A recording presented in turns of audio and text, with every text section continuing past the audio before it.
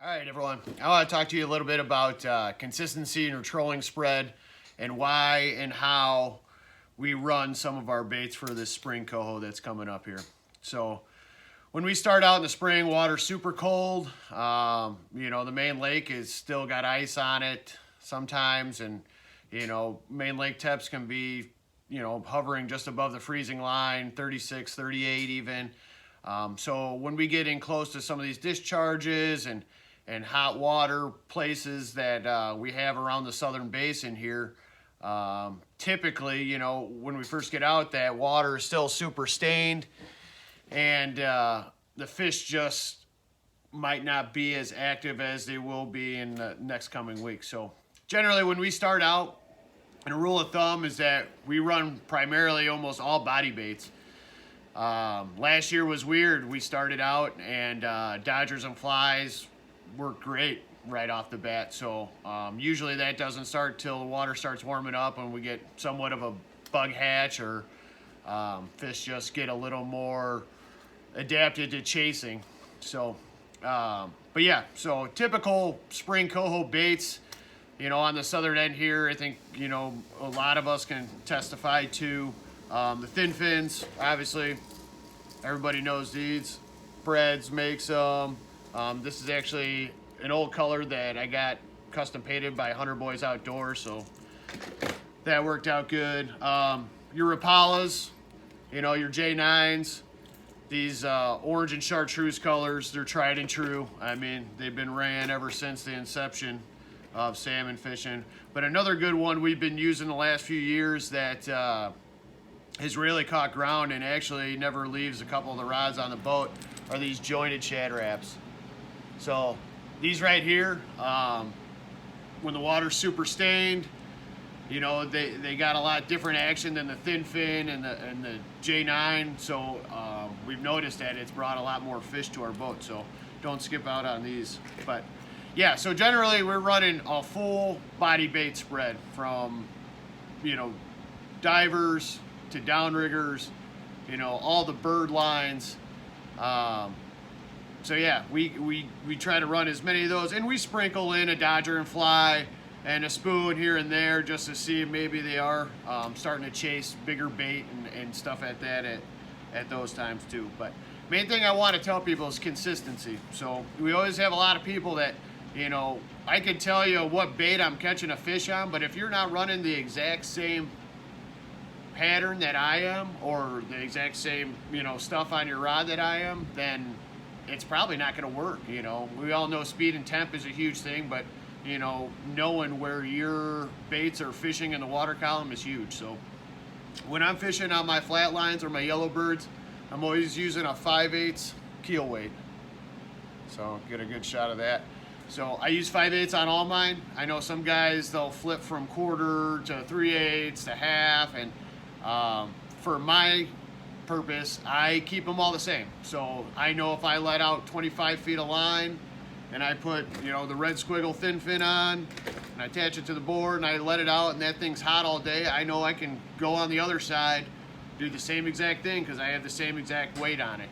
So I don't have to worry about swapping weights and doing a lot more rigging on the fly. So it keeps me in line with what everything is doing. So generally when I start out my spread, I keep everything staggered a little bit. So my outside birds, I like to keep the highest in the water column, and then I stagger down all the way to the inside, and then my divers, I bring them up and down. Same thing with the downriggers. But a big thing that I do, and I know some of the other guys do this as well, but if I am gonna run, like a dodger and fly in the spring, especially early on, I like to run it on my farthest outside board.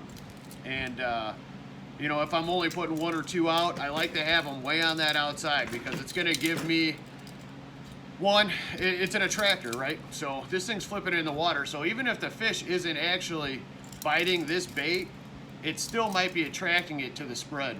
So it might see this from a longer distance or hear it or whatever and come through and see that and then come through and see the thin fin or see, the J11 or J9 or whatever it is. So yeah, I just do that just out of habit, and it's one of those things that's always worked for me, so I keep it in. And then if I notice that the dodgers and flies are working good, then I have, you know, my inside lines, I can start bumping those out with more dodgers and flies. So, but yeah, so we run all peanuts, and same thing with consistency here. So I know a lot of guys like to change their leader length on their peanuts. You know, some of them run 14 inches, I've heard, and up to 22 inches. Well, I keep all mine at 18.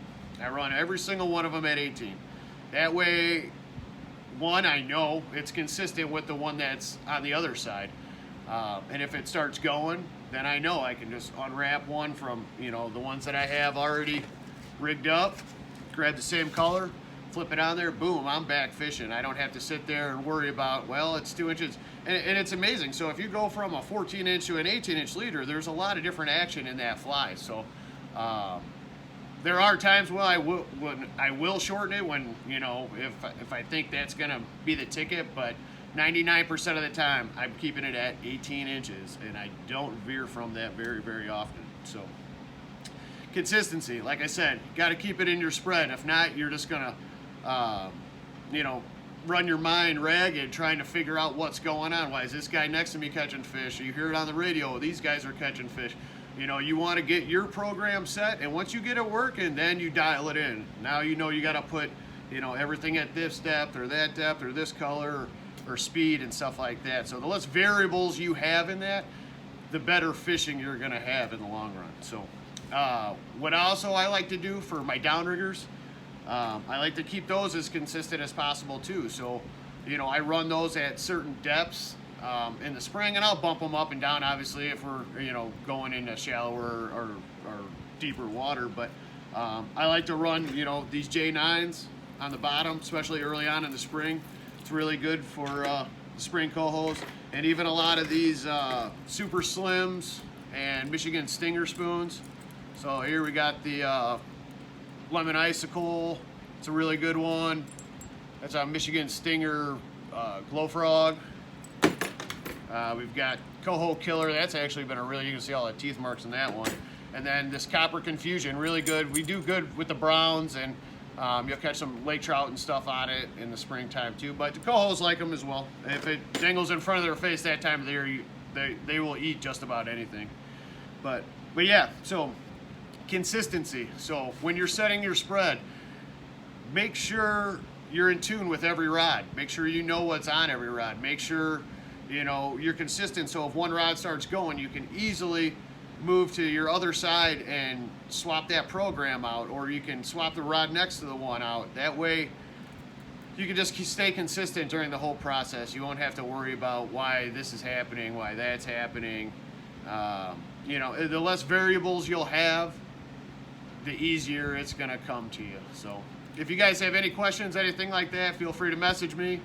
I'm always willing to help anybody. So drop a comment if you guys have any questions, or if you got any extra baits that you guys know that are real good Spring Coho baits, just let us know.